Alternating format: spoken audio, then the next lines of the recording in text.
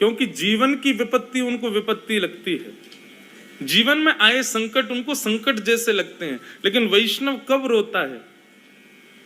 आज मैं अपने ठाकुर जी की वैसी सेवा नहीं कर पाया जैसी मैंने कल की थी। आज हम उतना नाम नहीं जप पा रहे जितना पहले जपते थे। पहले कथा में मुझे बहुत रुचि आती थी, अब आलस आ जाता, इसलिए रोते हैं वैष्णव। उनको यही विपत्ति लगती है कि कहीं अब कई लोग रोते हैं, हम पहले वृंदावन हर महीने जाते थे, अब 6 महीना हो गई गए ही नहीं। उनको यही विपत्ति लगती है और वास्तव में यही विपत्ति है। ठाकुर जी की याद आए ये सबसे बड़ी संपत्ति, और ठाकुर जी को हम भूल जाएं ये सबसे बड़ी विपत्ति है। भागवत के एकादश स्कंद में भक्त निर्माण के कुछ सूत्र बताए हैं। उन सूत्रों को हम थोड़ा सा सुने और फिर आज के प्रसंग को विराम देंगे। कल बंधुओं आज हम क्षमा चाहते हैं, थोड़ा विलंब से आए, क्योंकि इतनी भागदौड़ करके आ रहे हैं। बस यही समझ लो जैसे गिरते पड़ते आते हैं वैसे ही आए हैं। तो सबको बेचारे सब लोग तो अभी मुंबई से आते ही सीधे बैठ गए, कुछ पाया भी नहीं। मैं तो बहुत चतुर बन रहा था, मैंने सोचा रात में जाके सो जाऊंगा हिसार में, नींद पूरी हो जाएगी तो सुबह कथा करूंगा। ताली तो बजा रहे हो, चतुराई तो रखी रह गई हमारी। हम पहुंचे सुबह 3, साढ़े 3, 4 बजे, और फिर 4 बजे पहुंच के भैया नींद कैसे पूरी हो। जिनके घर हम रुके उन्होंने खूब प्रार्थना की, महाराज जी आप 1 बजे उठना। पर मेरे बगल में उनके ठाकुर जी सोए थे। अब रात भर मुझे ये चिंता कि मैं तो देर तक सो लूं, ये बेचारे मेरी वजह से सोएंगे। तो फिर जल्दी आंख खुल गई, ना धो लिए।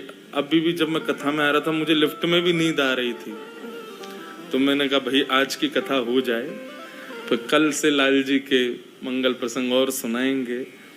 आज के लिए थोड़ी क्षमा है, हम थोड़े थक गए। पर कुछ सूत्र है बंधुओं, ये बहुत ध्यान से सुनना है। आपको पता है जितने भी भक्त हैं ना, उनका प्राकट्य, उनके हृदय में भक्ति का प्राकट्य श्रीमद् भागवत से ही हुआ है। यदि श्रीमद् भागवत की रचना नहीं होती तो शायद हमें कभी सूरदास नहीं मिलते, शायद हमें मीराबाई कभी नहीं मिलती, शायद हमें तुलसीदास नहीं मिलते। इन सबके हृदय में प्रेम लक्षणा भक्ति का उजागर ही श्रीमद् भागवत से हुआ। चाहे श्री जयदेव महाप्रभु हो, हरवंश महाप्रभु हो, चाहे हमारे गोपाल भट्ट गोस्वामी हो, किसी भी आचार्य को आप ये नहीं कह सकते इसने भागवत का आश्रय नहीं लिया, सबने लिया। तो हम जहां कहीं भी 2-3 दिन के प्रवचन करते हैं ना, भागवत के में कुछ ना कुछ अंश तो लेता ही हूं, क्योंकि पूर्ति तो इसी से ही होगी, बिना भागवत की पूर्ति नहीं। तो भागवत में भक्तों के 4 प्रकार के लक्षण बताए, उत्तम, मध्यम, साधारण और अति साधारण। ये 4 प्रकार के लक्षण हैं। भक्त कभी अनिष्ट नहीं होता, भक्त कभी अधम नहीं होता, इसलिए उसको साधारण श्रेणी दी जाती है। तो उत्तम, मध्यम, साधारण और चौथा है अति उत्तम, उत्तम से भी श्रेष्ठ। इन चारों की यदि श्रृंखला कुछ अन्य भाव से बनाई जाए तो ऐसी होगी: निर्गुण, सगुण, निर्गुण, सतोगुण, रजोगुण और तमोगुण। तो हमारे अंदर कौन सी श्रेणी है भक्ति की, ये विचार करना है सुन करके। भागवत में नवयोगेश्वर संवाद है, वहां पर इस प्रसंगों को कहा गया है, बहुत ध्यान से सुनना है। सबसे पहले उत्तम कौन, भक्त का उत्तम लक्षण क्या है? बहुत कठिन है लेकिन सुन लो। सर्वभूतेषु यः पश्येत्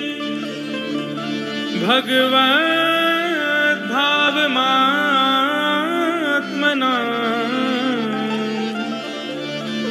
भूतानि भगवत्यात्मन् एष भागवतोत्तमः। उत्तम भागवत कौन, उत्तम भक्त कौन? कल मुंबई में जब विश्राम कथा का हो रहा था, वहां भी मैं इसी प्रसंग को सुना के आया। उत्तम भागवत कौन? सर्वभूतेषु यह पश्येत भगवत भावमात्मनः, जो सबको देखे तो सब में मेरा दर्शन करे।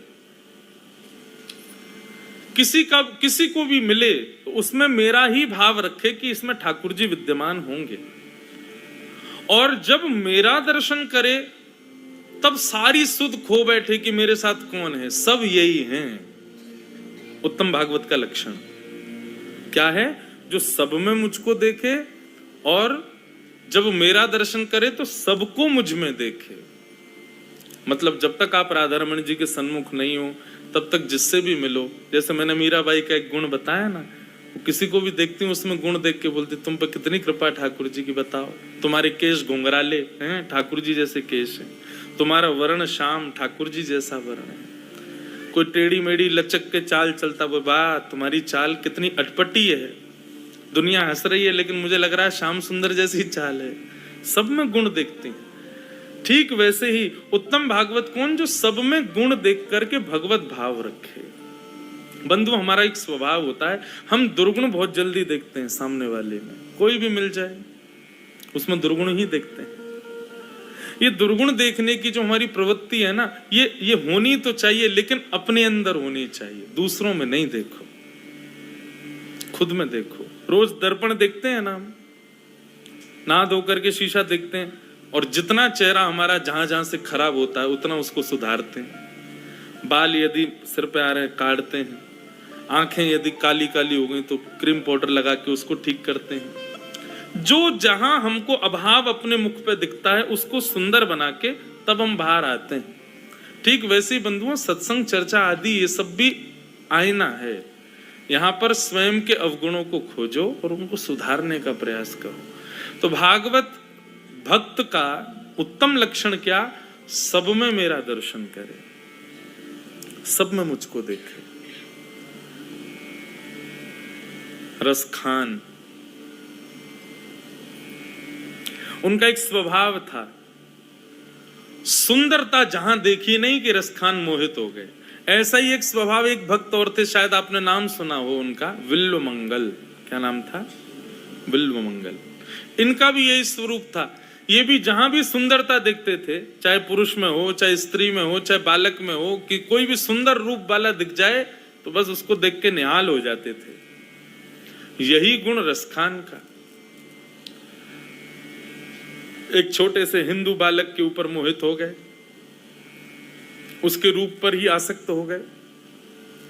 तब उनको एक गोवर्धन के आचार्य ने कहा कि भाई तुम इस बालक को इतना क्यों लाड करते हो, इसके पीछे इतने आसक्त क्यों रहते हो? बोले इसका रूप देखो, इसको खुदा ने कितने तराश करके बनाया, इसका रूप देखो, इसका लावण्य देखो कितना मुझे नहीं लगता इससे सुंदर कोई बालक होगा। तो जो गोस्वामी जी थे उन्होंने अपने सेवित गोपाल जी का चित्र था, बोले इससे सुंदर एक बालक दिखाऊं? बोले दिखाओ। जैसे गोपाल जी दिखाए, बोले देखो ये बालक हाथ में माखन लिए, घुटरुन चलत रेणु तन मंडित गो रोचन तिलक किए। ठाकुर जी का जब वो स्वरूप देखा रसखान ने, बोले ये बालक कहाँ है? बोले ये बालक नंद यशोदा को लाला है, वृंदावन में रहवे, टेढ़ी सी चाल चले, आनंद कर तो भयो रे, और वहीं रहवे, सांवरो सो है लेकिन जाकू एक बार देख ले, वाकू अपनो ही कर ले। रसखान सुनते जा रहे हैं, उस चित्र को देखते जा रहे हैं और उनसे कहे इस चित्र को मैं रख लूं अपने पास? बोले नहीं, चित्र तो आपको नहीं मिलेगा। बोले चित्र नहीं मिलेगा तो ये जो इसमें चित्र में बालक, इससे मुझे मिलवाओ। आचार्य ने सहज में ही बोल दिया, बोले ये बालक तो वृंदावन में रहता, वहीं जाके ढूंढ लो। बस रसखान निकल पड़े और सदा के लिए फिर वृंदावन के ही हो गए। इस बात से हमने क्या सीखा? किसी के रूप पर लट्टू हो जाना, किसी के रूप पर आसक्त हो जाना, ये व्यक्ति का गुण है कि अवगुण है? अवगुण है। किसी के भी रूप को देख करके आप उसको घूर करके देखने लगो तो सामने वाला खुद थोड़ा असहज हो जाएगा, ये ऐसे क्यों देख रहा है? तो ये गुण नहीं, अवगुण है। लेकिन बंधुओं, सारे अवगुण गुण बन जाते हैं जब वो राधा रमण जी के लिए हो जाए, है कि नहीं? क्रोध अवगुण है, लेकिन लाल जी पे करके देखो गुण बन जाएगा। मोह अवगुण है, लेकिन ठाकुर जी की भक्ति में करके देखो गुण बन जाएगा।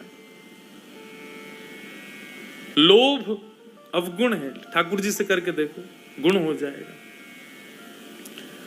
व्यक्ति को अपने अवगुणों की लिस्ट बनानी है, मेरे अंदर कितने अवगुण हैं, और फिर क्या करना है, बोले उन अवगुणों को खत्म नहीं करना है, बस वो अवगुण जो संसार में होकर के अवगुण बन गए हैं उनको ठाकुर जी में प्रस्तुत कर दो, बस वही भक्ति बन जाएंगे। वो सारे अवगुण ही गुण बनते चले जाएंगे। विल्लू मंगल जी जिनकी मैं चर्चा कर रहा था, उनका स्वरूप कैसा था, वो किसी भी सुंदरता को देखते थे तो बस लोभित हो गए। एक बार एक सुंदर कन्या जल भर रही थी तो विल्लू मंगल जी उसके रूप को देखने लगे, ऐसे थोड़ी पे हाथ धर के देखने लगे, और वो तो यूं के ये बाबा कैसे देख रहा है। थोड़ी देर बेचारी भरती रही, जल भर के जाने लगी तो विल्लू मंगल जी उसके पीछे पीछे चल दिए। घर पहुंच गए उसने घर जाके अपने पति को बताया, बोले ये बाबा जी मेरे वहां से पीछे लगा है, ऐसे देख रहा है, मुझे तो बड़ा विचित्र लग रहा है।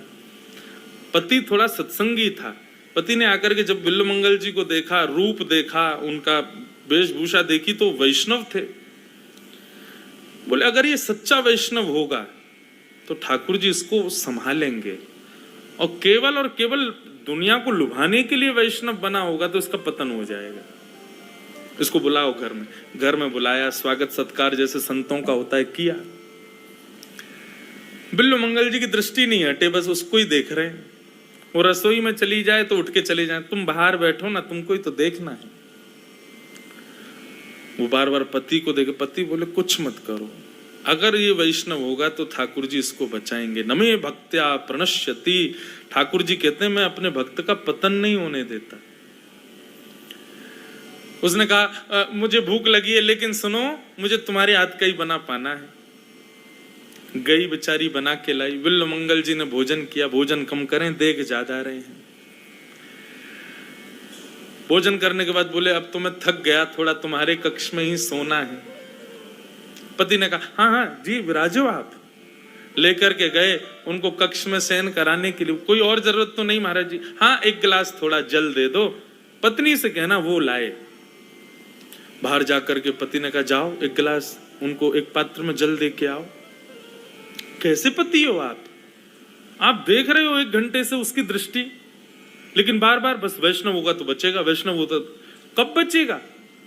वो हमारे कक्ष तक चला गया, आप अभी भी कह रहे हो बचेगा। सुनो मेरी कही एक बात मानोगी? बोला हाँ। तुम जल लेके जाओ, लेकिन अपना और सुंदर श्रृंगार करके जाना। पत्नी बोली तुम्हारे जैसा पति भगवान किसी को नहीं दे, जानते हुए भी कि उसकी दृष्टि ठीक नहीं है, तुम कह रहे हो और सुंदर बन के जाऊं मैं? अरे मानो ना मेरी बात, अगर वो वैष्णव होगा तो बचेगा। बोले तुम्हारी आज एक बात मान रही हूं, फिर मैं अपने मायके जाके अपने भाई बंधु सबको लाऊंगी। रुको तुम्हारी तो खबर वो लेंगे। पति की बात मान के उसने श्रृंगार कर लिया और जल का पात्र लेकर के जैसे ही विल्लू मंगल जी के पास पहुंची, विल्लू मंगल जी ने जब उसका रूप देखा, सुंदर तो वो थी परंतु और सुंदर बन के आई, तो विल्लू मंगल जी के नेत्रों में आंसू आ गए और नेत्र बंद करके विचार करने लगे आज का पूरा दिन मैंने केवल इसको निहारने में निकाल दिया। सुबह से इसके पीछे पीछे धूप ताप बिना देखे चलता चला आया, जो इसने खिलाया मैंने सब खा लिया, जैसे जहां बिठाया मैं बैठ गया केवल इसको देखने के लिए, और उसका परिणाम ये कि ये और सुंदर बन करके आई। इन नेत्रों ने एक साधारण व्यक्ति की कही बात मानी, जहां बैठाया बैठ गए, जैसे ले गई ले गए, चला गया। हर स्थिति एक साधारण मनुष्य के लिए मैंने की, तो वो साधारण मनुष्य और ज्यादा सुंदर बन के मेरे सामने आया। यदि ये स्थिति हम ठाकुर जी के लिए रखते तो आज राधारमन लाल जी मेरे सामने खड़े होते। एक स्त्री के लिए मैंने जल, मैंने ताप, मैंने धूप कांटे कंकड़ कुछ विचार नहीं किए, बस दौड़ा चलाया इसके पीछे। इसने मुझे भोजन कराया। अगर मुझसे पूछा जाए कि नमक ज्यादा था मिर्च ज्यादा थी, मुझे कुछ याद नहीं, क्योंकि मैं इसके रूप लावण्य पर इतना मोहित था। यदि इतना मोहित मैं ठाकुर जी के रूप पर हुआ होता तो आज ठाकुर जी मेरे सामने होते।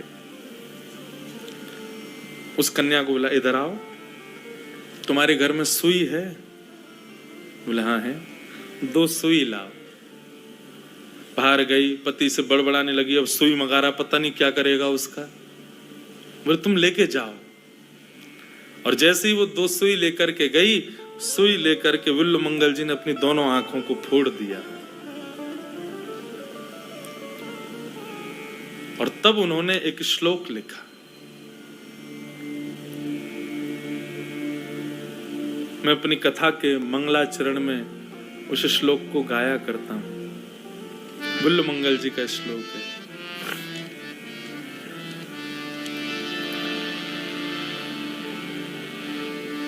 कृष्ण त्वदीय पद पंकज पंजरान्ते अद्यैव मे विशतु मानस राजहंस प्राण प्रयाण समय कफवात पित्तये कंठावरोधन विधो स्मरणं कुतस्ते।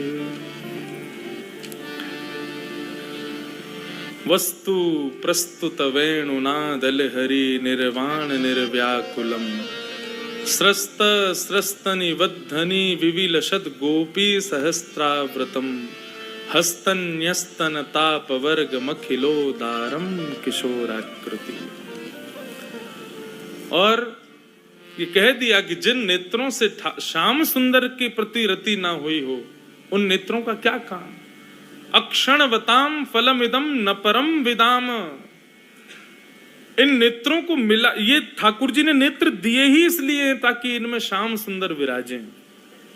हितरवंश महाप्रभु कहते हैं श्याम सुंदर देखा तो एक आंख से भी जा सकता था, आपने 2 ही क्यों दी? आपने युगल नेत्री क्यों दिए? दिखाई तो एक आंख से भी देता है, पर आपने 2 नेत्र इसीलिए दिए। बसो मोरे नैनन में यह जोड़ी। आपने इसीलिए 2 नेत्र दिए ताकि एक नेत्र में श्याम सुंदर विराजें और दूसरे नेत्र में हमारी श्यामा जो विराजें, इसीलिए 2 नेत्र दिए। नव दुल्हे ब्रजराज सांवरो दुल्हन राधा गोरी हित हरिवंश करी न्योछावर चिर जियो यह जोड़ी। बसो मोरे नैनन में यह जोड़ी। ठाकुर जी ने 2 नेत्र क्यों दिए? ताकि एक में श्री जी विराजें और दूसरे में श्याम सुंदर विराजें। मैं अपनी कथाओं में कहा करता हूं, भैया वृंदावन जाओ, ठाकुर जी के बाम अंग में श्री जी को देखो, निहारो, ढूंढो, तभी मिलेंगी वो। ये ऐसे ठाकुर जी खड़े हैं ना, ये जो बाम अंग है ना ठाकुर जी का, इसमें निहारो, श्री जी हैं वो हमें एकाकार रूप दिख रहा है कि ये श्याम सुंदर हैं। अकेले राधा रमण जी खड़े हैं, राधा वल्लभ जी खड़े हैं, वृंदावन बिहारी लाल खड़े हैं, दामोदर प्रभु खड़े हैं, गोपीनाथ खड़े, नहीं, राधा युक्त गोपाल हैं, बाम अंग किशोरी जी हैं। ढूंढो। अब की बार जाओ जब वृंदावन, दास की कही इस भावना से दर्शन करना कि बाम अंग का अलग और दाहिने अंग का अलग, सर से लेकर के पैर के नख तक बाम अंग को देखना और फिर दाहिने अंग को देखना, फिर बाम अंग को देखना, फिर दाहिने अंग को देखना। बार बार निहारने पे आपको अनुभूति होगी कि बाम अंग दाहिने अंग से कुछ गौर है, थोड़ा गौरव है, और वही श्री जी है, वही किशोरी जी। और ये अनुभूति होगी, निश्चित होगी। तो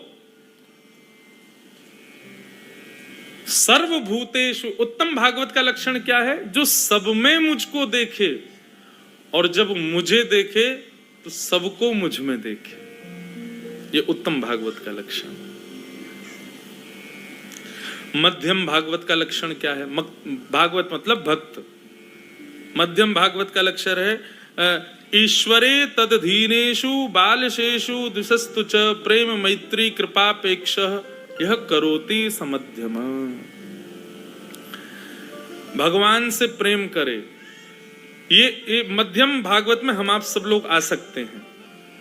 क्या लक्षण है? बोले भगवान से तो प्रीति करे, तद अधीनेषु, भगवान के जो अधीन हैं ऐसे भक्तों से मित्रता करे, और बालशेषु, जो भगवान के बारे में जानते नहीं है, ठाकुर जी के रूप लीला धाम को समझते नहीं, उन पर कृपा करे, उनको बतावे कि वृंदावन ऐसा है, ठाकुर जी ऐसे हैं, ये सब विचार करे।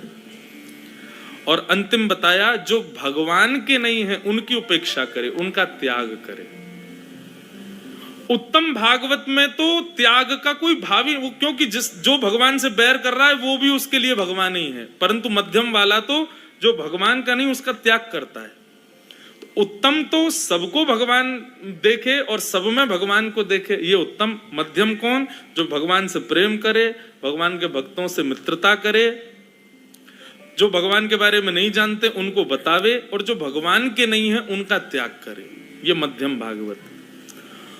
और साधारण कौन है?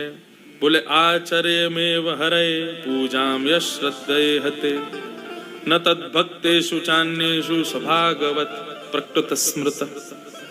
जो भगवान की केवल मूर्ति पूजा करता है, रज रज के श्रृंगार करता है, लेकिन ना तो उसको कथाओं से कोई मतलब, ना उसको भक्तों से कोई मतलब, ना संतों को कभी प्रणाम करता है, सदैव अहंकार में रहता है, तिलक लगा तो लेता है, गले में माला झोली तो पहन लेता है, लेकिन गुण एक भी भागवतों जैसा नहीं है। बंधुओं देखो एक बात बताएं, वैष्णव श्रृंगार करने से वैष्णव नहीं होते, वैष्णव स्वभाव धारण करने से आप वैष्णव होते हो।